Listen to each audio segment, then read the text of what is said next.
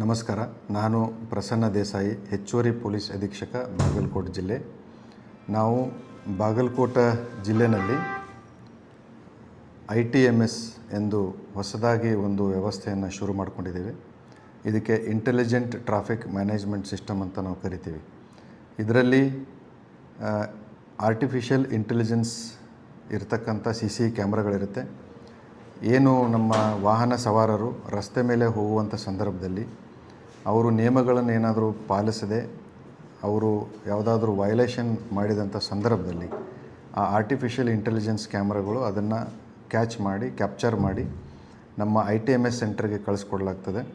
ಅಲ್ಲಿಂದ ನಾವು ಅವುಗಳನ್ನು ವೆರಿಫೈ ಮಾಡಿ ಅದು ಏನಾದರೂ ಅದರಲ್ಲಿ ವೈಲೇಷನ್ ಇದೆ ಅಂಥೇಳಿ ನಮಗೆ ಖಾತ್ರಿ ಆದಾಗ ಅದನ್ನು ನಾವು ಪ್ರೊಸೆಸ್ ಮಾಡಿ ಯಾರು ವೈಲೇಷನ್ ಮಾಡಿರ್ತಾರೆ ಆ ವಾಹನದ ಏನು ನೋಂದಣಿ ಸಂಖ್ಯೆ ಇರುತ್ತೆ ಅದನ್ನು ತೆಗೆದುಕೊಂಡು ಆ ನೋಂದಣಿ ಸಂಖ್ಯೆಗೆ ಸಂಬಂಧಪಟ್ಟಂಥ ಎಲ್ಲ ಮಾಹಿತಿಯನ್ನು ನಾವು ಟ್ರಾನ್ಸ್ಪೋರ್ಟ್ ಡಿಪಾರ್ಟ್ಮೆಂಟ್ ಅಂದರೆ ಸಾರಿಗೆ ಇಲಾಖೆಯಿಂದ ನಾವು ಪಡೆದುಕೊಂಡು ಆ ಎಲ್ಲ ಮಾಹಿತಿಯ ಆಧಾರದ ಮೇಲೆ ಅದರಲ್ಲಿರ್ತಕ್ಕಂಥ ಮೊಬೈಲ್ ನಂಬರ್ನ ಆಧಾರದ ಮೇಲೆ ನಾವು ಅವರ ಮನೆಗೆ ಅವರು ಏನು ವೈಲೇಷನ್ ಮಾಡಿರ್ತಾರೆ ಅದರ ಒಂದು ನೋಟಿಸಿನ ಪ್ರತಿಯನ್ನು ಅವರ ಮನೆಗೆ ಕಳಿಸ್ಕೊಡ್ಲಾಗುತ್ತದೆ.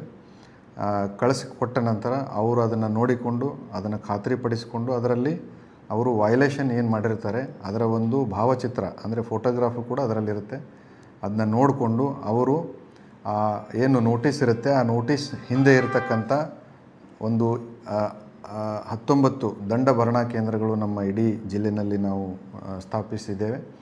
ಆ ಹತ್ತಿರದಲ್ಲಿರ್ತಕ್ಕಂಥ ದಂಡ ಭರಣಾ ಕೇಂದ್ರದಲ್ಲಿ ಹೋಗಿ ಅವರು ತಾವು ಏನು ವೈಲೇಷನ್ ಮಾಡಿರ್ತಾರೆ, ಯಾವುದು ಸಂಚಾರಿ ನಿಯಮವನ್ನು ಪಾಲನೆ ಮಾಡದೇ ಏನು ವೈಲೇಷನ್ ಮಾಡಿರ್ತಾರೆ ಅದಕ್ಕೆ ಸಂಬಂಧಪಟ್ಟಂತೆ ಅವರು ದಂಡಭರಣವನ್ನು ಮಾಡಬೇಕು ಅಂಥೇಳಿ ನಾವು ಈ ವ್ಯವಸ್ಥೆಯನ್ನು ಮಾಡ್ಕೊಂಡಿದ್ದೀವಿ.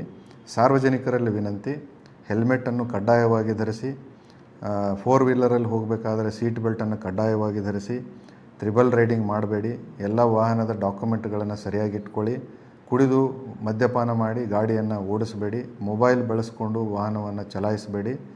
ಈ ಎಲ್ಲ ಅಂಶಗಳನ್ನು ಪಾಲಿಸುವುದರ ಮೂಲಕ ರಸ್ತೆಯನ್ನು ನಾವು ಸುರಕ್ಷಿತವಾಗಿ ಇಡಲಿಕ್ಕೆ ಸಾಧ್ಯ ಆಗುತ್ತದೆ. ಧನ್ಯವಾದಗಳು.